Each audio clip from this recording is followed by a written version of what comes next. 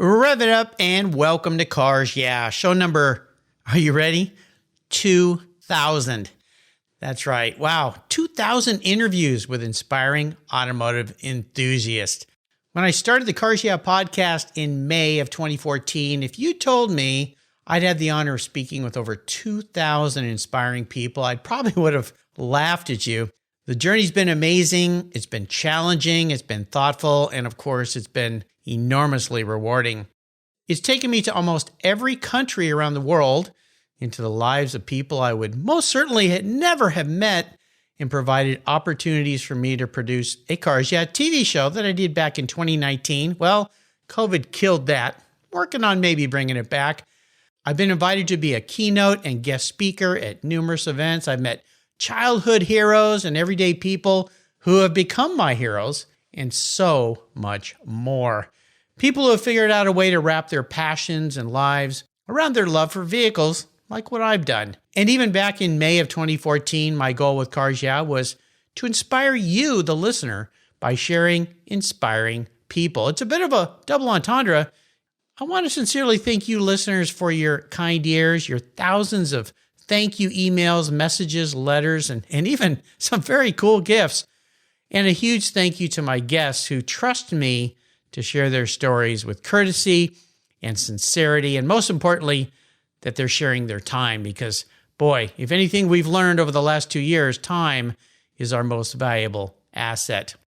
And so to celebrate this mile marker show, number 2,000, I thought long and hard about who I wanted to be my guest. Well, there's always celebrities, very accomplished business people, famous racers. All these people come to mind.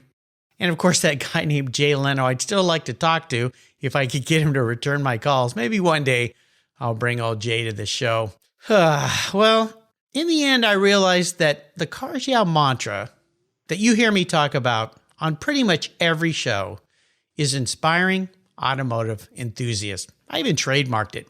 And a person that keeps coming back into my mind, someone who embodies inspiration and who understands what I've learned after so many talks, that we as humans are really at our best when we're giving back to others, is Renee Brenkerhoff and her Valkyrie racing endeavors. She's been a guest on the show before, so instead of just rehashing what we've already talked about, I thought that today I would bring Renee and her daughter Christina, another past Cars Yeah! Guest, here on the show to share their latest accomplishments. It's an incredible adventure that they took part of in December, Antarctica continent drive or race in a 1956 Porsche 356. And you know what they realized, and Renee has learned, that helping others is really the key to being happy. And they've raised hundreds of thousands of dollars to Valkyrie Gives to combat child trafficking around the globe. So what better inspiration but to bring somebody like that on as my 2,000th guest. So as I always say,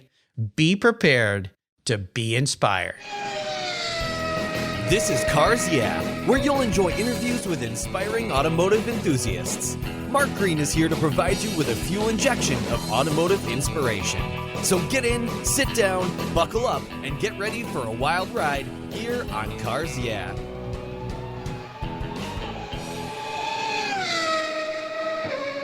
Hello, inspiring automotive enthusiasts, and welcome to Cars Yeah! Today, I am with two very special guests, mother and daughter, Renee and Christina Brinkerhoff. Renee, Christina, welcome to Cars Yeah! Do you both have it in gear, and are you ready to release the clutch?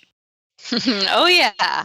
Ready to roll. I know. You two are always ready to roll. Well, you know, listeners, as I said in my startup, this is a very special show for me. 2,000 shows here on Cars Yeah! In about 7.5+ years. I never thought I'd ever get this far with what I'm up to, but you two are very special, and I'm so happy to have you back on the show. And for you listeners, if you want to go back and listen to what I would call more regular Cars Yeah! Shows, you can listen to Christina's show. She's guest number 1,440. Renee was guest 785, and then of course she came back and joined me again late part of last year as guest number 1,460. 1977. And so, I'm sorry, no, that was actually Julieta, your other daughter. Renee was 1937. So Renee was 785 and 1937. I've got all sorts of Brinkerhoffs going on here.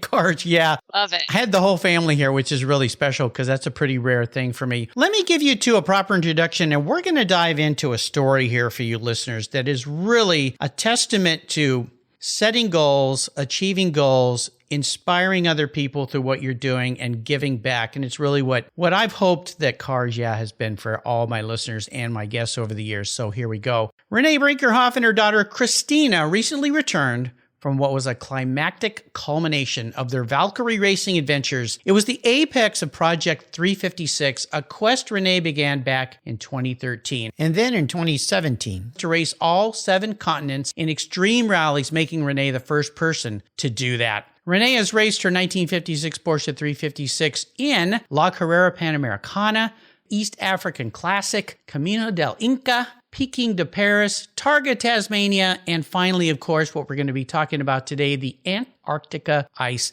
Challenge. And along with her daughters, one of which we have today, Christina, joining her ventures, and in some cases physically joining her ventures, Christina's managed to document these events and it was an integral part of the Antarctic Ice Challenge. She was down there with her parkas on, and you know what? They've raised over $600,000 through their driving force to raise awareness and funds to combat child trafficking globally. So grab your parka because this trip was an epic adventure. We'll be back in just a minute to get you in on this, but first a word from our valued sponsors. Thank you, sponsors, for making the show possible. We'll be right back.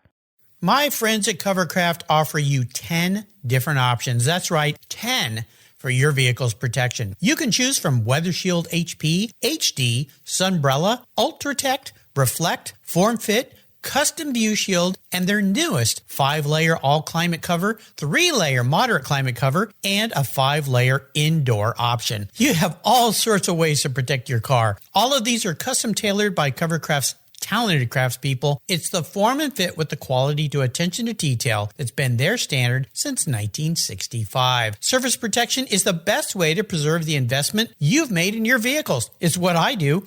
Covercraft protects cars, trucks, motorcycles, RVs, trailers, and watercraft too. I have a Covercraft cover for every one of my vehicles, and I've got a deal for you. If you use the code YEAH21, YEAH21 at covercraft.com, they'll give you 10% off your order, plus you get free shipping. That's right, 10% off and free shipping. Just use the code YEAH21 at checkout. Covercraft, protecting the things that move you.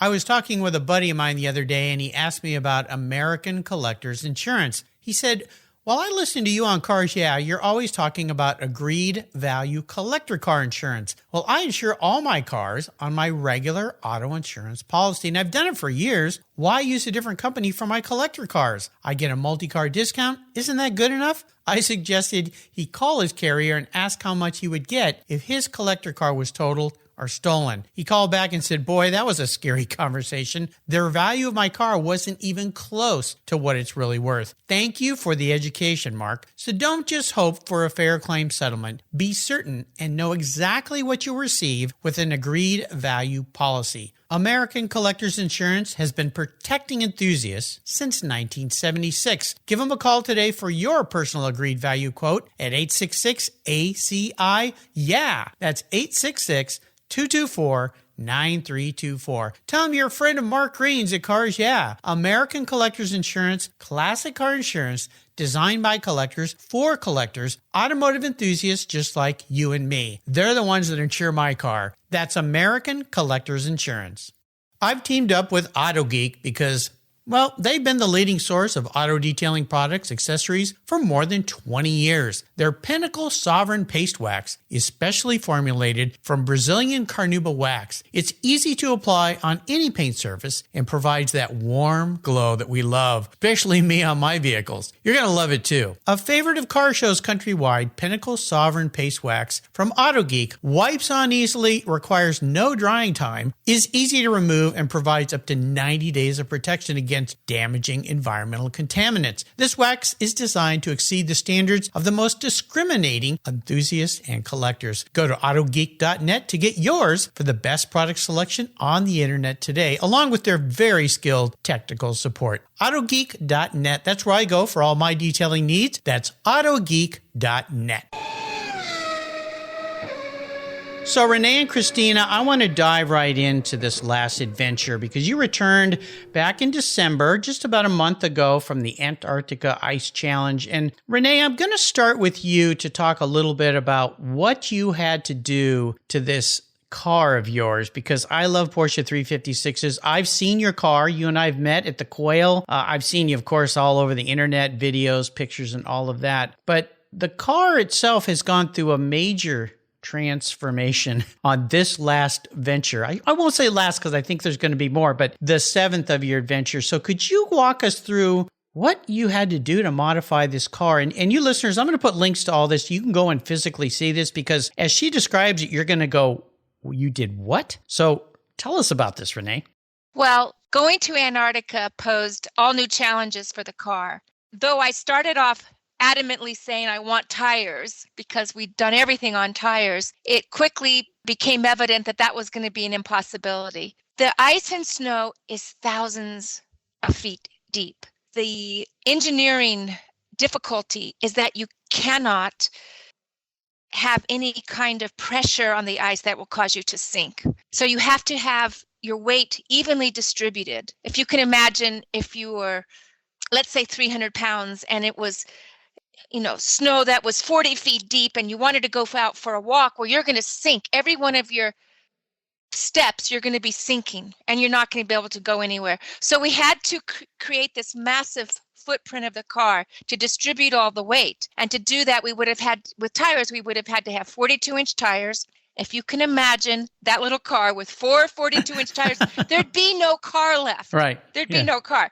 So we had to have skis and tracks so we could glide across the surface. So that just in a nutshell was the challenge. And to do that, I hired Kieran Bradley, who has the world record of cross country to the pole, fastest time land speed record in a vehicle. And he helped us engineer this little car to make it successful. It's absolutely amazing. When I first saw it, I just went, oh my gosh. Now, this car was built, the modifications were built and added to it in England. Am I right? That's correct. Yeah. So you ship the car off to England and then they build it and work on it. Now, this is all being done kind of during COVID, right? Yeah, it was. So you really couldn't go there to be a part of this. You had to probably do a lot of Zoom meetings and video type things. Now, once they finished the car and you looked at it, and your jaw probably dropped, although I know you knew what was going on along the way. But when you finally saw it, I mean, what was the reaction? You described it, Mark. Yeah. The car was tested in the backyard of Kieran. They had some snow in the UK, snow on grass. He did a quick test. We didn't have an opportunity to really test it at all because of COVID until we got the car down to Antarctica. We saw the car for the first time, Christina and I did last summer. We went to the UK. The car was going to ship, but I wanted to meet with the team. I wanted to see everything. I wanted to approve everything before we put that car in a container for that long journey. And we literally went to a studio. We said, okay, let's see the car and let's take some photos. So we went to the studio and they had it behind this massive black screen draped and threw back the drapes. And literally our jaws dropped. Yeah. Just like you said, our jaws dropped. Seeing it a photo is one thing. Seeing it in real life was absolutely incredible. So Christina, you must have looked at your mom and said, what have we done? I mean, gosh. I have to say, seeing that car I wasn't expecting to be as in awe and as wowed and as shocked. And it looks, somehow through this process, it's transformed into its most perfect version of that car. We're talking about it now. We're like, we can't take the skis and tracks on it because it looks so unbelievable. It sort of looks like a monster from Mars. I mean, it's big, it's beefy. I can't wait for you to see it, Mark. It looks unbelievable. I have always thought that the Porsche looks a bit like a frog, even the 911s as they evolved out of the 356. But to me, the 356 has this personality of a frog.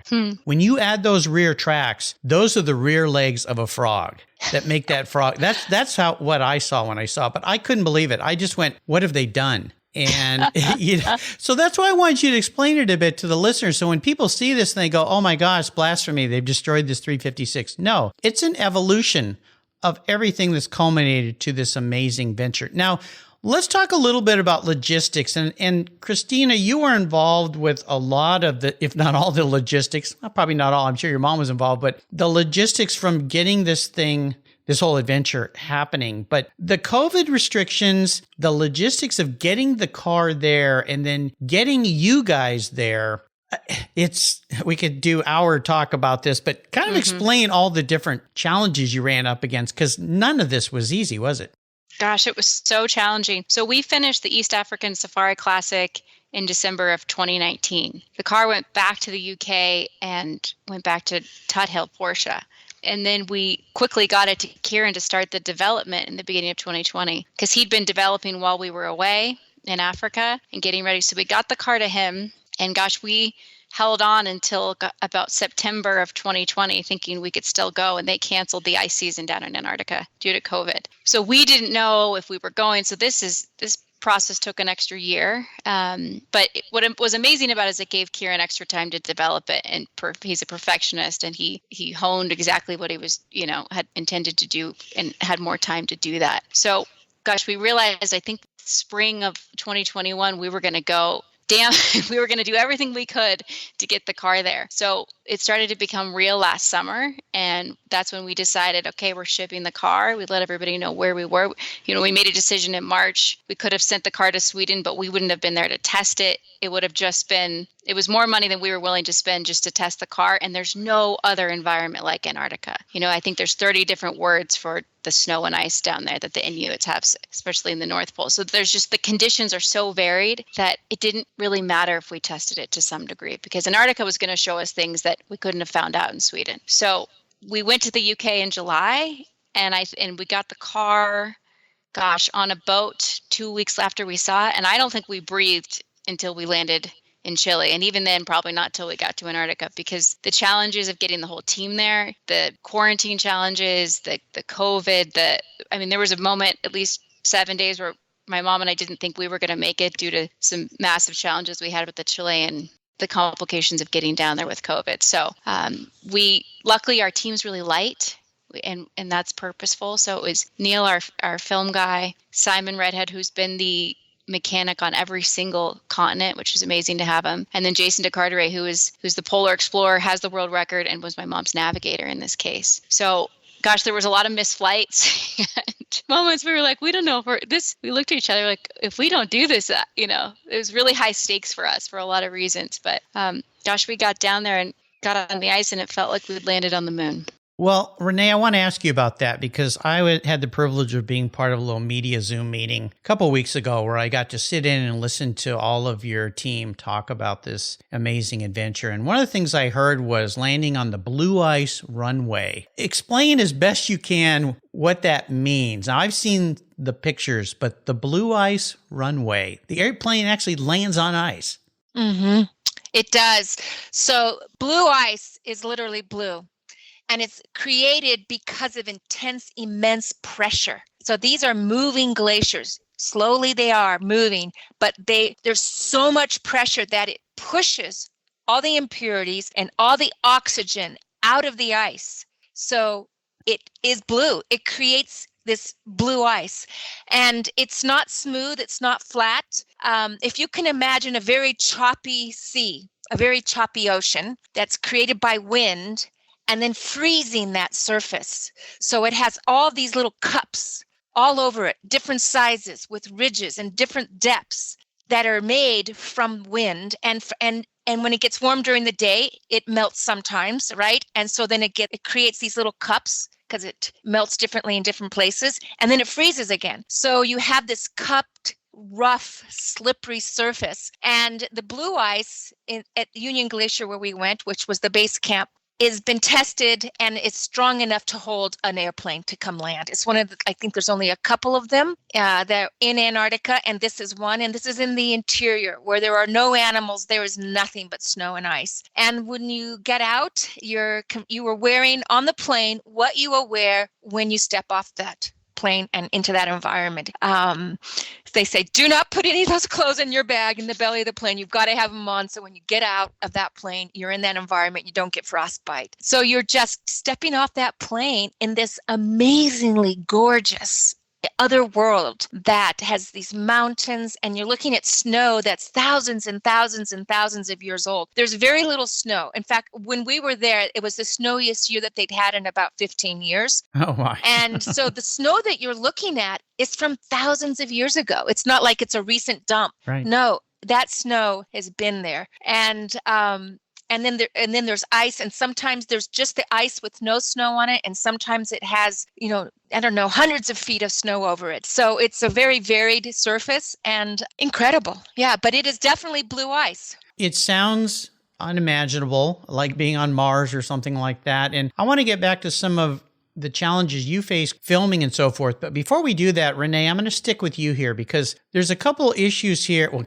there was a lot of issues, but I'm going to touch on just a few. Number one, how cold was it? What kind of temperatures are we talking about? Well, below zero, below freezing. Yeah. Inside, so we slept in tents, and in our tents there was, it was a snowy floor. Just because the wind would blow the snow, and the snow doesn't melt. The snow is right. So we hovered around 0 degrees Fahrenheit, and it definitely was like maybe 10 or 20 degrees below Fahrenheit if you factor in wind chill and humidity and all. Ooh. Exactly. But then that was at base camp, and then we would leave base camp and go up into the mountains where up to these high glaciers. So the temperatures were different there, and colder and windier, and what those were, I don't know. I don't have any idea. It's just damn cold. That's what they were. Well, and let's talk about this a little bit. One of the things that I found fascinating was your car doesn't have a heater in it. So let's go to Antarctic in a car without a heater. Okay, let's do that. How on earth did you not freeze to death? I mean, is it the clothes? Oh my gosh. I got to tell you, when people asked me before we went down there, are you anything you're concerned about? The only thing I was concerned about was the fact that the car didn't have a heater. Well, yeah. And that was purposeful. And again, that was trying to strip weight off the car to diminish as much weight as we could from the car. So we took out almost the entire roll cage, except for the most primitive part of it that we would need if we went into a crevasse. And since we put a crevasse bar on the car, that added weight to, right? So any place we could reduce weight, we did. And the car didn't, gosh, if it had a heater in it, I never used it, because what race car has a heater in it usually, right? Especially where you've been racing in very warm environments. So yeah, you didn't need it. Well, that's an interesting fact. And the interesting bar on the front, which I always wondered, what is that all about? I thought it was for busting through piles of snow, but no, it's if you fell in a crevasse. Now I want to talk about this crevasse thing because Jason, who is the polar expert who kept you on track, and this is amazing to me. He basically was like a navigator in a rally race, but he was keeping you on a certain course because the way he described it is you were sometimes in a situation where if you veered off just 5 feet, you could fall into a crevasse that you didn't know it was there because it had snow covering it. But we're talking about not a little gully. We're talking about deep, deep, deep crevasses that you could literally disappear into.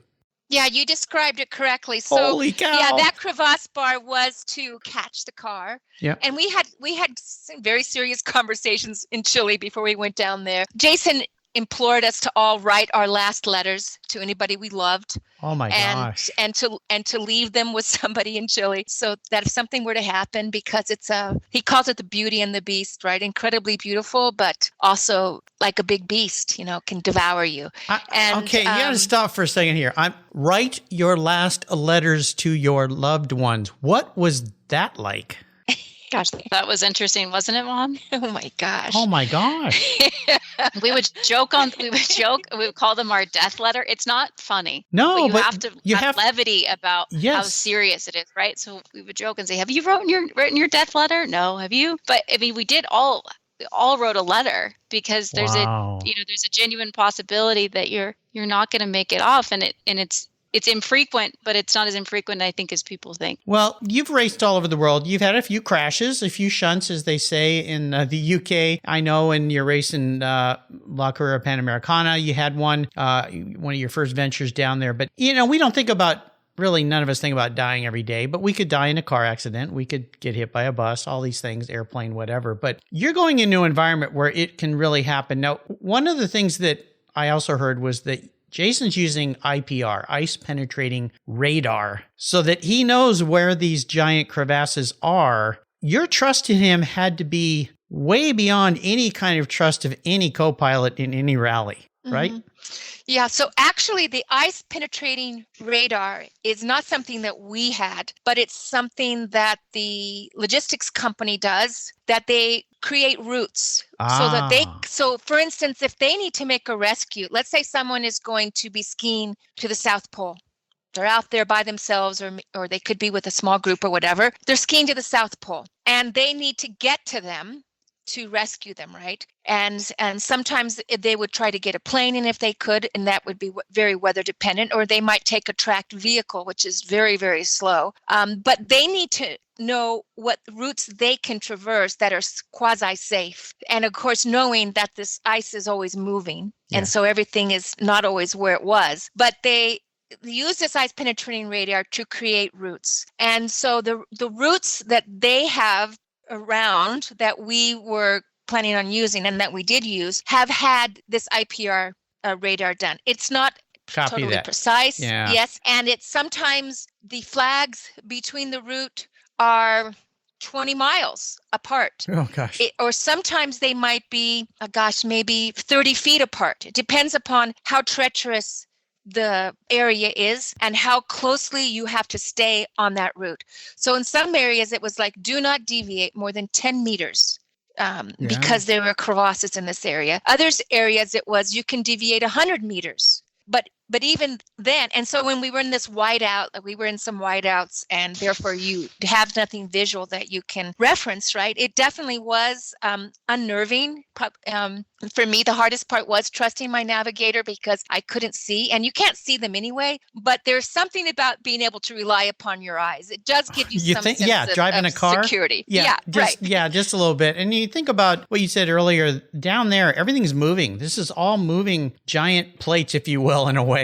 So it's not like those of us riding on the roads here that stay in place most of the time. That's just incredible. Now, I'm going to get back to you, Christina, in a second here and talk about some of the logistical challenges with filming, because you guys went down there, you had photographer, videography, you filmed, dealing in freezing temperatures, things like that. But before we do that, Renee, I want to get a little better understanding when you're in the car and driving, because you had some days where you only could go so far. Your goal was 356 miles. That makes sense with the Porsche 356. Some days you could only go 40 miles. Some days you would go more than that.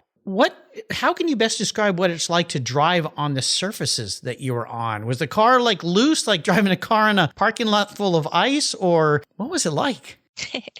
Well, definitely handled differently. Yeah, no kidding. And when you're going to make a turn, because you had those skis out front, you had to make a very wide radius turn, right? There's no sharp turns. And it was just being more thoughtful. No quick braking, no quick, just being very more thoughtful and methodic in your execution of your driving. And like you had said earlier, we didn't have any heat in the car. So a challenge for me was, it's one thing when you're physically active and you're creating body heat. I had no way to create body heat. So my feet were constantly getting frozen, or my hands were not. And then so you have hard to these feel your extremities. Yes, and then you had these. So then had these massive down mitts that I'd put on but then you're trying to, manipulate for shifting and for steering everything with these kinds of things on. And there was snowed in the car. We had snow actually in the car, not because the windows were down, but because of the weather.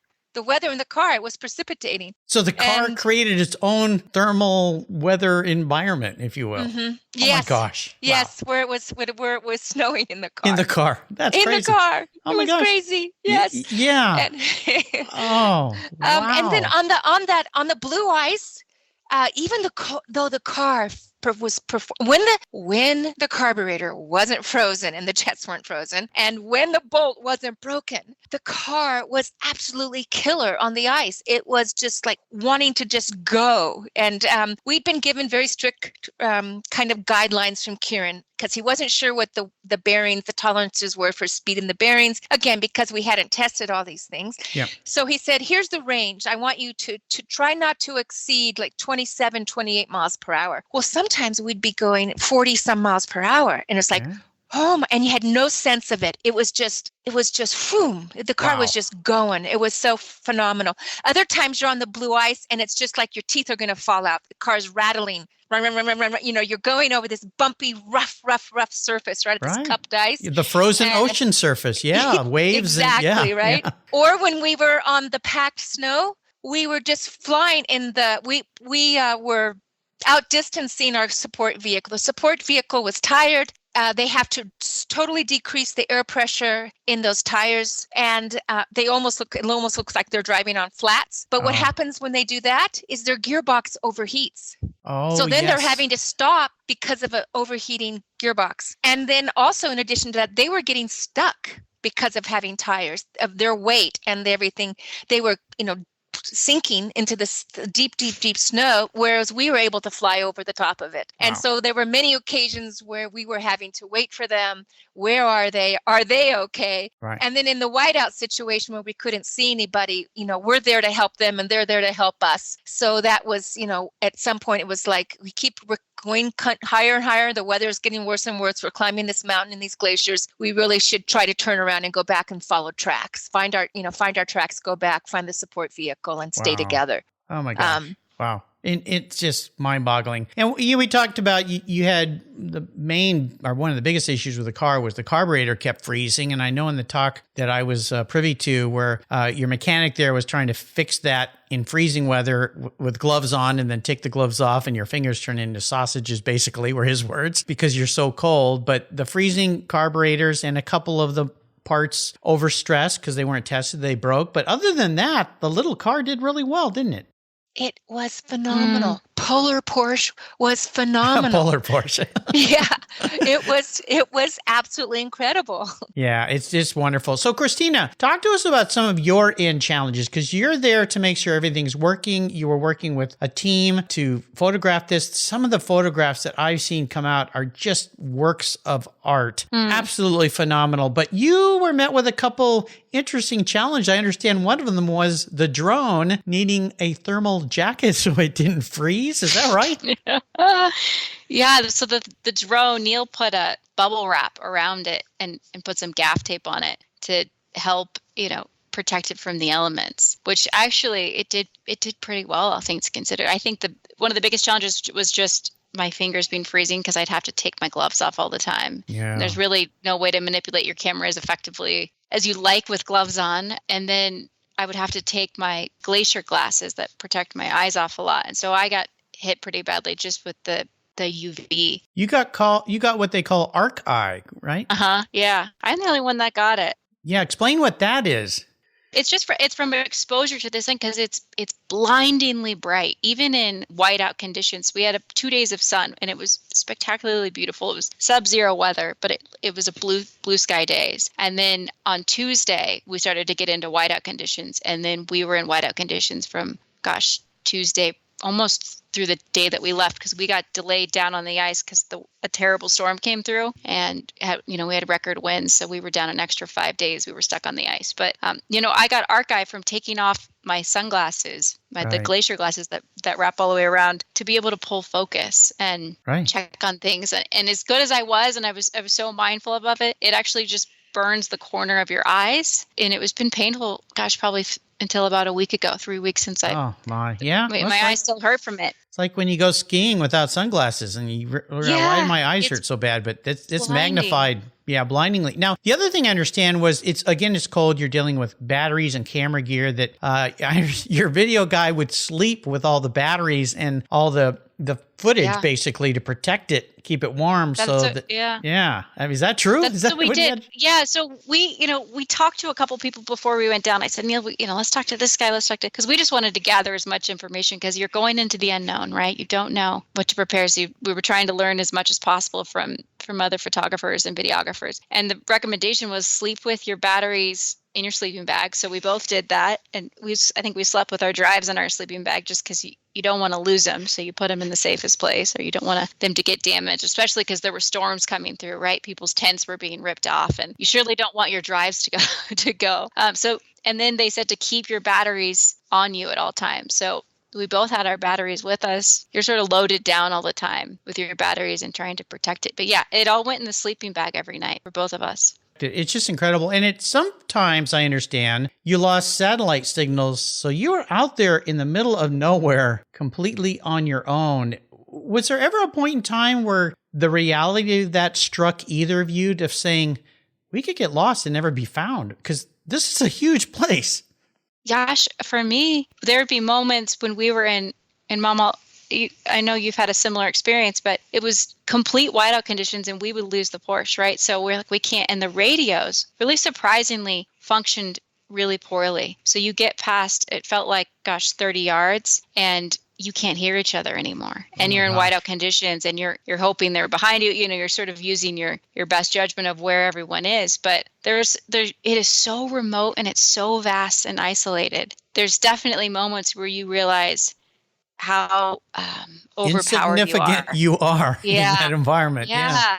Wow. Yeah. Well, hopefully the death letters didn't come to mind during those moments, and not to make light of it at all, but I'm just thinking in that situation, boy, I hope I wrote the right thing. Mm-hmm. Wow. This whole thing is just beyond imagination, but that's why I wanted to have you guys here, because you really are an incredible inspiration, and tying that to this little car and everything you've done with the car. Renee, when you met that goal, and I know there were times during this venture that you thought from the time you landed in Chile and maybe couldn't even get to Chile or to the Antarctic, and then will the car work and all the things that could go wrong. What went through your mind when you met that goal of getting those miles in and realized, I've done it? Wow. Oh, it was, there was this total release of this massive weight that you don't realize you're carrying. We started talking about this project in 2016.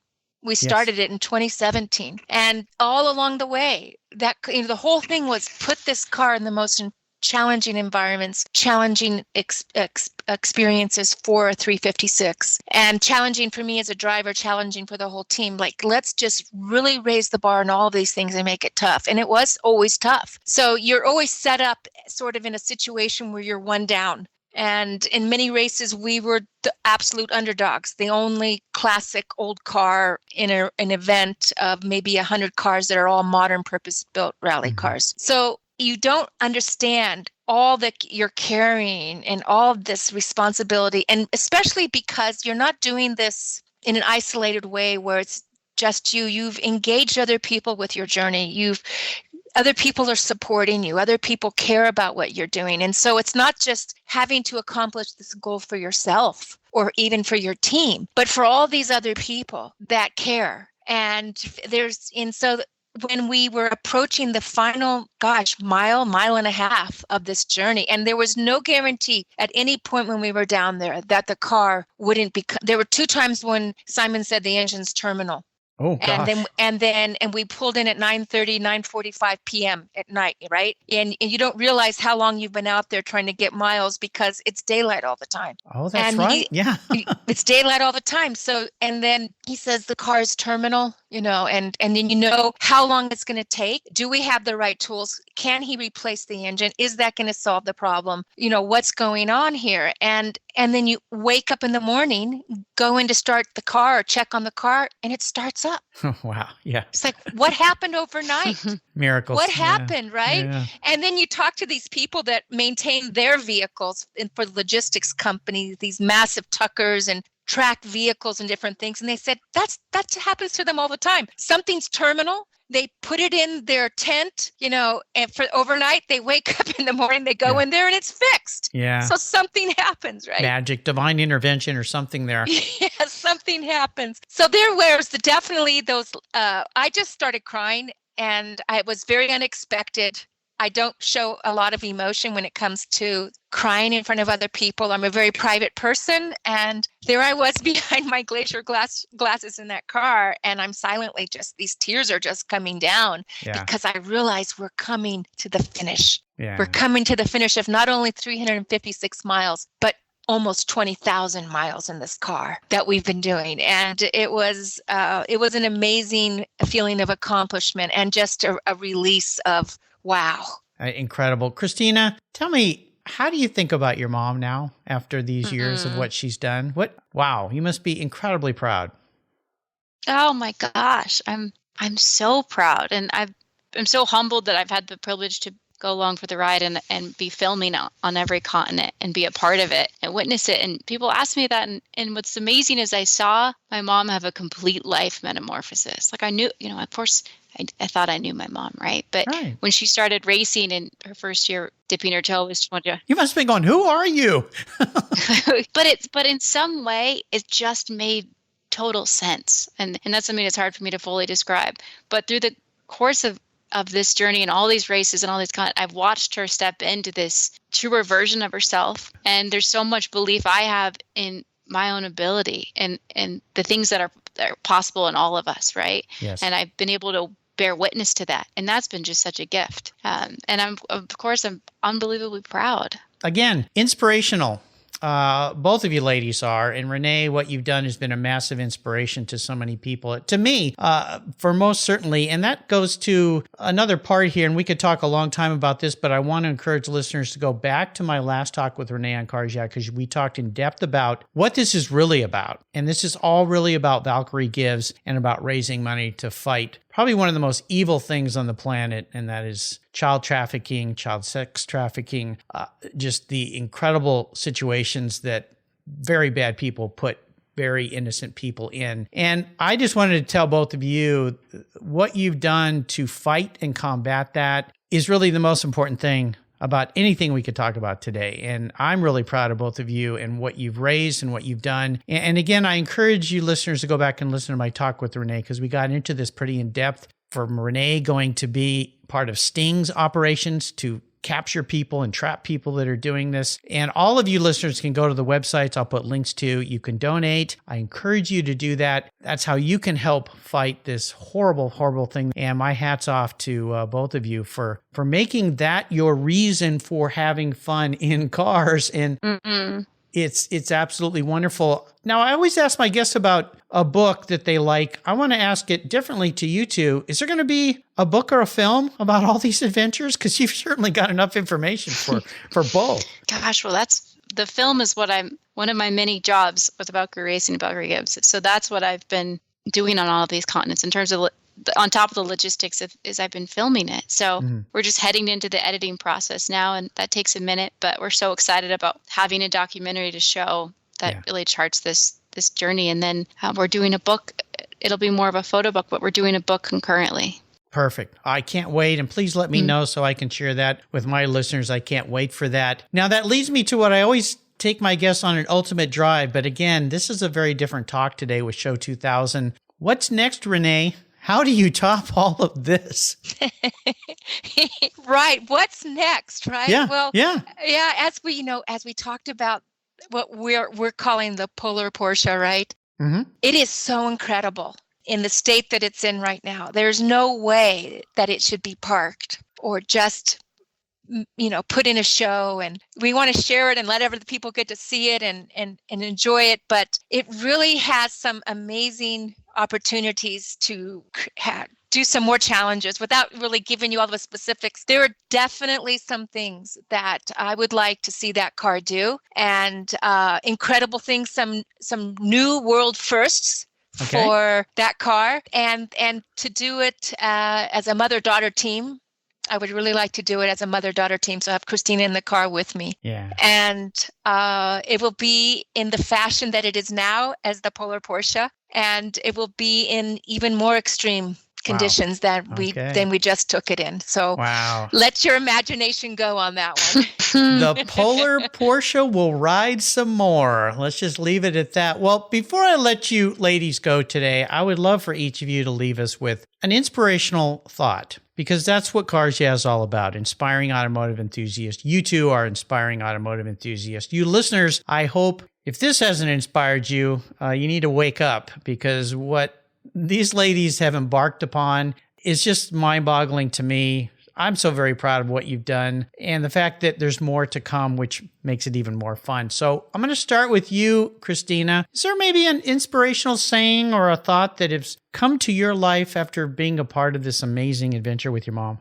Gosh, this is something I'm going to quote my mom, because so much of my inspiration comes with it. But she said, 4 or 5 years ago, go to your edge and conquer your fears and find out what you're made of. And so much for me, even because I went to film school and then at USC, and then I had a different career path, and then I've come back to it. And there's fear, right? Am I capable of this? Should I be doing this? And I'm in these extreme environments. I'm holding a camera out a window in Mongolia, and I just have to remind myself to conquer my fears and go to that edge. And I think what's incredible is I've been able to be put in really, really challenging environments, and then you just have to rise, right? But I think there's a way we can put ourselves in our lives, in all of our different sort of environments, to whatever that edge that we can find is, right? And then dig deep, and it's amazing what happens to you. Amazing. Wow. And how fortunate you are to have your mom be the one that gave you that inspiration and then took you along for the ride, if you will, and enabled you to be an integral part of it. It's absolutely phenomenal. And Renee, encouraging words of inspiration from you? Gosh, Christina. Christina.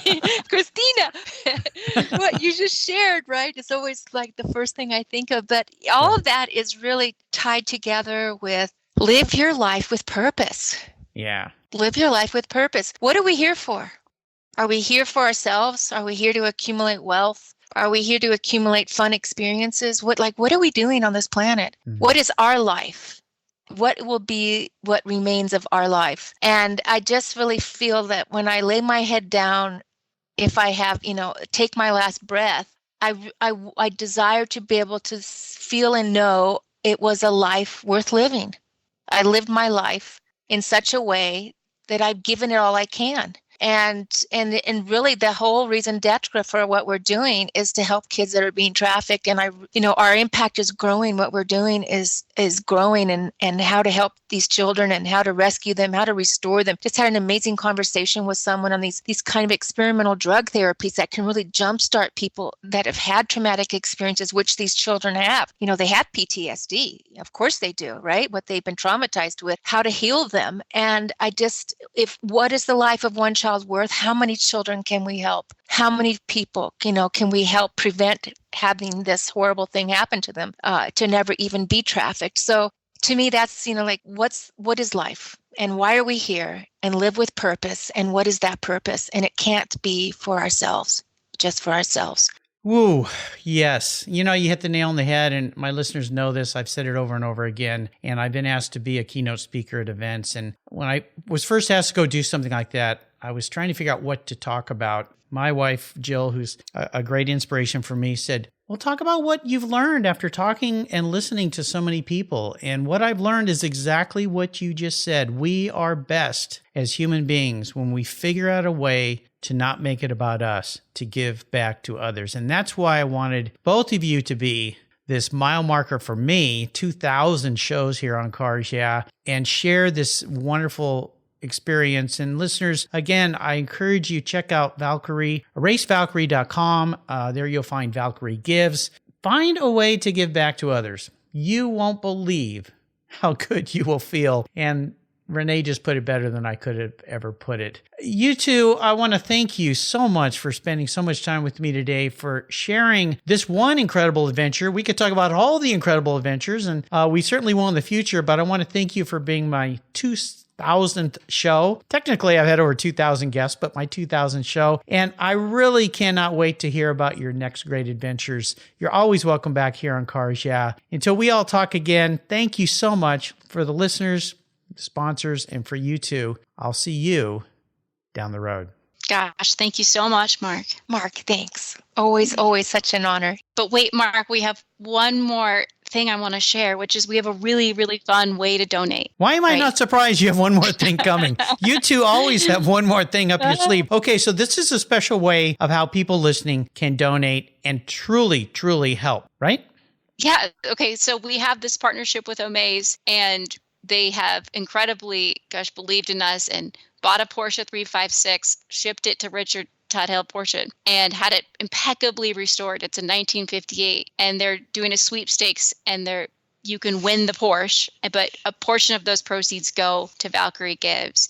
And so the better the campaign does, the more we're able to fund frontline organizations. So if you go to omaze.com/win this Porsche, you can enter to win the car, and you can support us along the way. You know, this is super cool, and I'm glad you brought that up. I've gone to Omaze, donated there. This is really cool, listeners. You just OMAZE, right? Omaze? Mm-hmm. Mm-hmm. You just go there. You'll see, click on the little cars at the top. I'll put a link to it on the show notes page. Go down. You'll see a beautiful silver Porsche 356. And guess what? Omaze has done a special deal on this with Cars Yeah.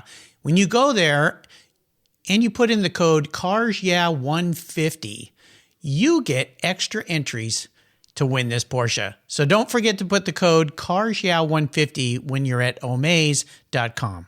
You know, if it's $2, it helps.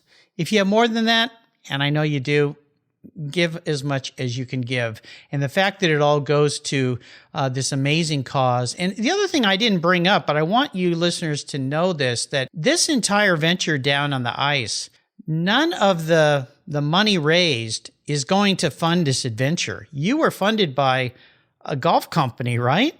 Mm-hmm. Exactly. Yeah. Parsons Extreme Golf funded 100% of our Antarctic challenge. Yeah. They believed in us. They believed in why we're doing what we're doing, and they saw that vision. They shared that vision of that's a part of very much what their company does, and they came alongside us and made it happen. Yeah, and that's really, really important for you listeners to know that, you know, money donated to help fight child trafficking didn't go to pay for this adventure. That was separate. So the money that you give here is going to go to do that. So I encourage you to check it out. Wouldn't it be wonderful to be the person that wins that beautiful little 356? You could maybe meet up with the Brinkerhoff ladies here somewhere and have them sign the dash on that car.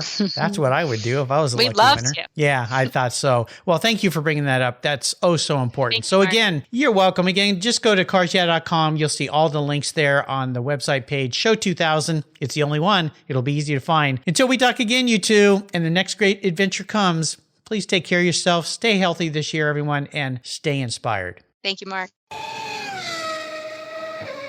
Did you know that less than 3% of all automotive technicians in the U.S. are women? You may not be surprised, but you should be concerned because our country is facing a massive technician shortage right now. Skilled, qualified techs are in high demand, and we need young men and women to consider these viable career paths. Cars Yeah knows that women make great techs. I've interviewed a lot of them, so we support the nonprofit Tech Force Foundation and its Women Tech Rocks initiative to ensure women see themselves in this profession, the industry, and the workforce. Learn more at techforce.org today. Thank you so much for joining us on today's ride here at Cars Yeah. Drive on over to carsyeah.com to find show notes and inspiring automotive fun. Download your free copy of Filler Up, a fun book filled with gorgeous photographs of fuel filler fun, including quotes from more inspiring automotive enthusiasts. Download your copy today, and we'll see you next time on Cars Yeah.